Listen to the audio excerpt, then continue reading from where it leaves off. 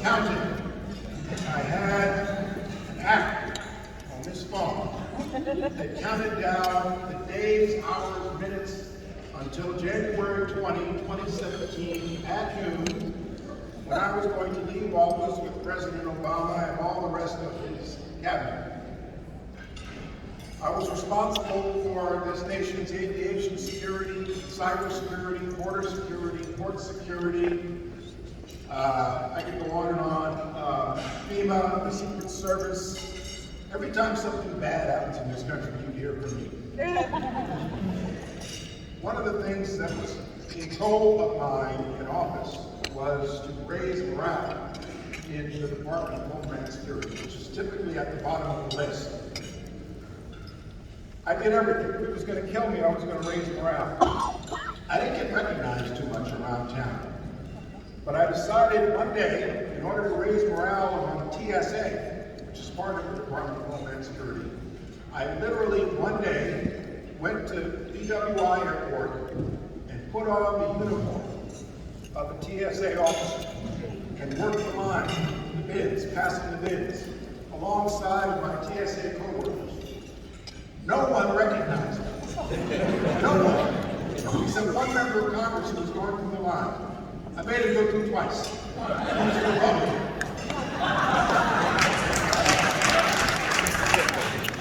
I escorted an elderly couple that were on their way to their granddaughter's wedding in North Carolina. I escorted them through the screening. Their wife was in a wheelchair. And I finally said to the husband, "I'm Jay Johnson. Do you know who I am?" And he said, "Yes, you're Jay Johnson. You just told me." I said, "No. You see this patch on my sleeve that says Department of Homeland Security? I'm the head of this whole department." And the wife looked at me and said, "Well, congratulations, young man, on your promotion." I didn't recognize him. Now, for some reason, maybe it's because I'm on TV a fair amount, I get recognized more.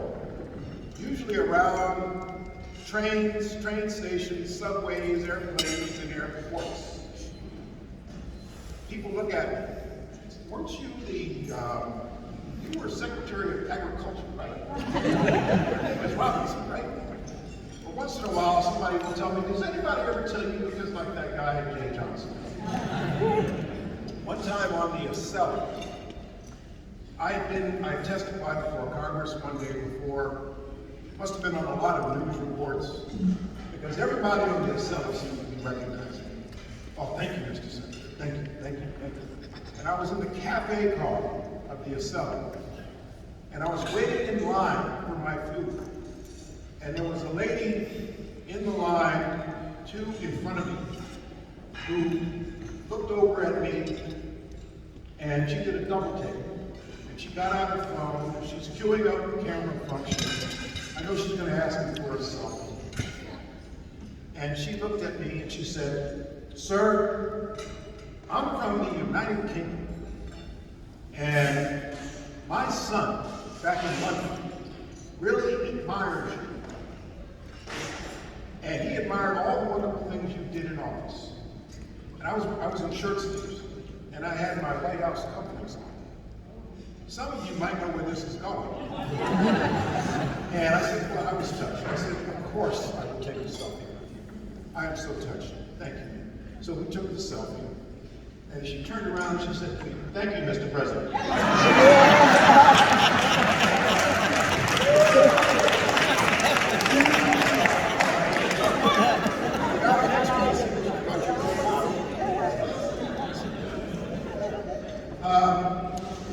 In private life, I returned to practicing law. I'm on the board of directors of a quaint little business that has some employees in northern Alabama called Lockheed Martin. And a few other companies, U.S. Steel, several not-for-profits. I'm on TV, I give speeches like this every once in a while. And last but not least, my absolute favorite thing, I'm a radio show host. R&B. 88.3 FM in Newark, New Jersey, or Listen to all my favorites: Aretha, Patty, Adele, Four Tops. Stephen, you're too young. The Dramatics. I can go on and on. It's my favorite, my absolute favorite thing. Tune me in once in a while. My first guest on my show was a saxophonist named William Jefferson Clinton. I wanted just 10 minutes from him. He gave me 27. I want to talk to you about something very serious. I didn't just come here to tell you war stories. I think it's important for all of us in this room to remind ourselves and to remind the voters over the next 24 days why we are Democrats. Why am I a Democrat? The answer to that question is actually a lot simpler and easier than many people realize. And it's compelling. I'm a Democrat because, frankly, in our current political landscape, we are the only party serious about governing.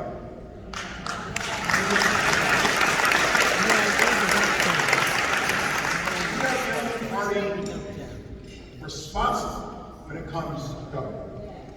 We are the only party willing to share the responsibility of governing for the good of the American people.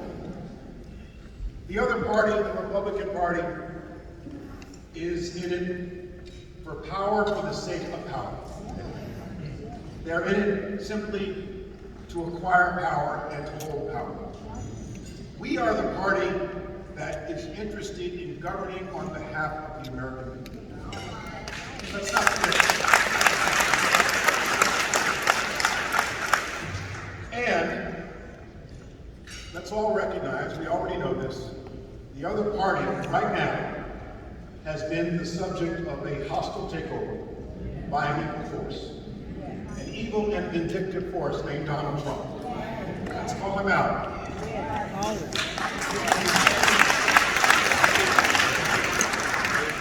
The other party is beholden to Donald Trump. You watch them on TV interviews. The interviewer will say, well, isn't saying Mitch McConnell has a death wish a death threat? And watch sitting U.S. senators bend themselves out of shape to try to say, no, it's not a death threat. Or no, that's not a racist statement about Mitch McConnell's wife. Look at the candidates they have put up for us. We put up the U.S. Senate, the Chief Justice of North Carolina. They put up people like them and us. We put up people like Stacey Abrams.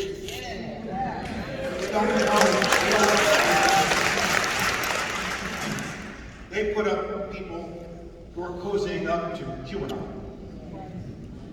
We put up the pastor of the most esteemed church in America. They put up a man who likes to talk about a bull and a pen with 3 pregnant cows. Go figure. We are the only party serious about government. And I'll tell you something else you don't often hear, but is true. And let's all remember this as we go out and talk to voters for the next 24 days. We are the party of public safety. We are the party of public safety because public safety most often matters in our blue communities. The single biggest reason why we are the party of public safety is because we want to get guns off the streets. Take the assault weapon away from a deranged 18-year-old. We are the party that wants to take guns out of the hands of dangerous people. There is no constitutional right in America that is absolute. Every right is qualified, including the Second Amendment. None of us has the right to keep a surface-to-air missile in your garage. There can be and there should be responsible, reasonable regulations of guns like assault weapons in the United States. And there can be.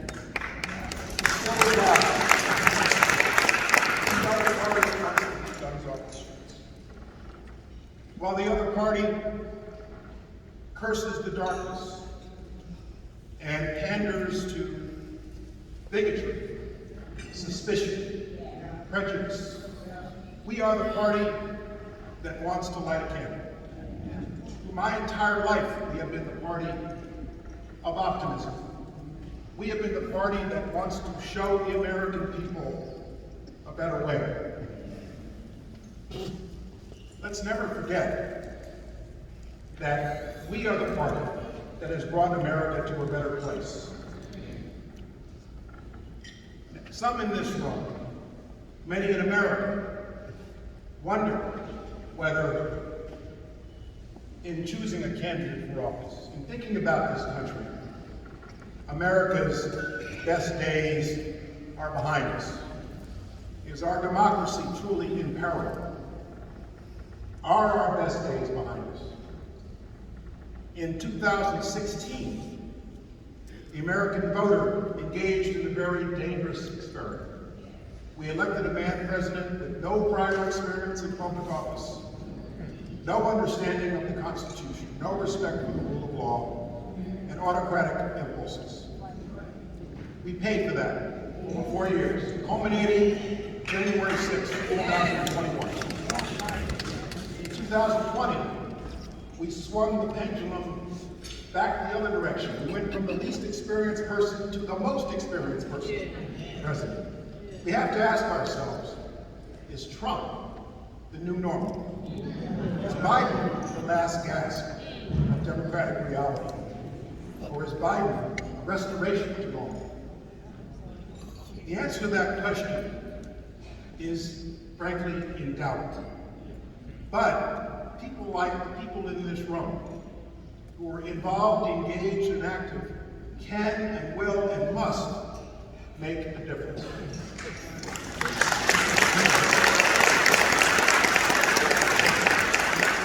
As we go out for the next 24 days and ask the voters to cast Democratic ballots, let's remember what Franklin Roosevelt said in his last inaugural address in January of 1945, weeks before he died. In my judgment, it was his best inaugural address. It was his shortest. More notable than the only thing we have to fear is fear itself. Franklin Roosevelt said in January 1945, after being elected to his presidency for the fourth time, let's not forget, sometimes there are setbacks, but the trajectory of civilization is always upward. The arc of civilization is always upward. I want to tell you about a man named Charles S. Johnson, who was a sociologist and president of Fisk University. He was one of the foremost sociologists in this country in the 1940s, 1950s, a black man. A month before he died, in October 1956, he wrote an article in the New York Times, A Southern Negro's View of the South, to predict what lay ahead for black people in the South, in the country. His article got a lot of attention. Charles S. Johnson, by the way, is my grandfather. What he said is in my DNA, and the DNA of his other grandson in this room, Charles S. Johnson III, sitting right there.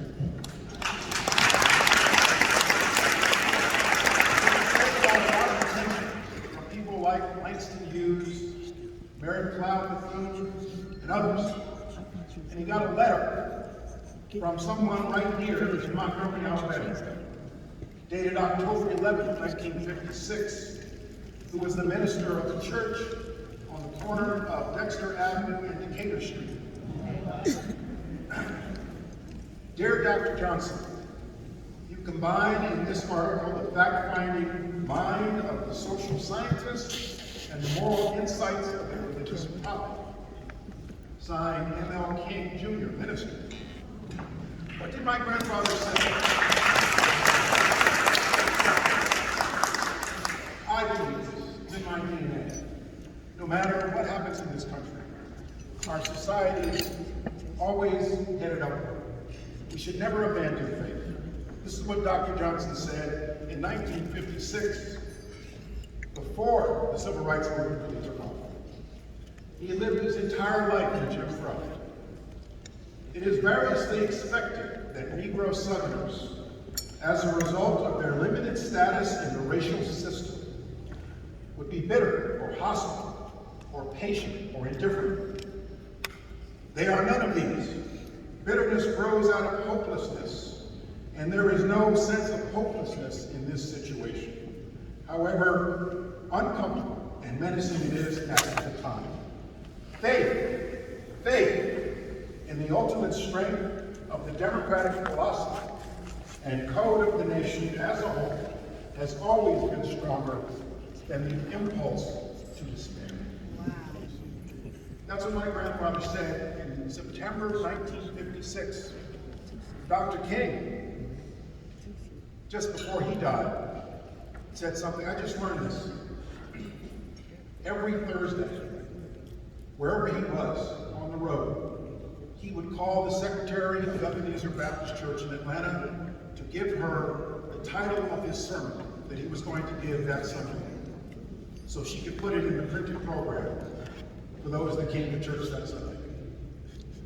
It was Thursday, April 3rd, 1968. He was in Memphis, garbage workers strike. One of their marches was disrupted, broke into violence. He was fighting against the Vietnam War. He was fighting the war on poverty. Dr. King was a little down. He was a little down on our nation. He had broke with the Johnson administration. And when he called his church secretary that Sunday, that Thursday, the title of the sermon he said he was going to give was Why America Might Be Going to Hell.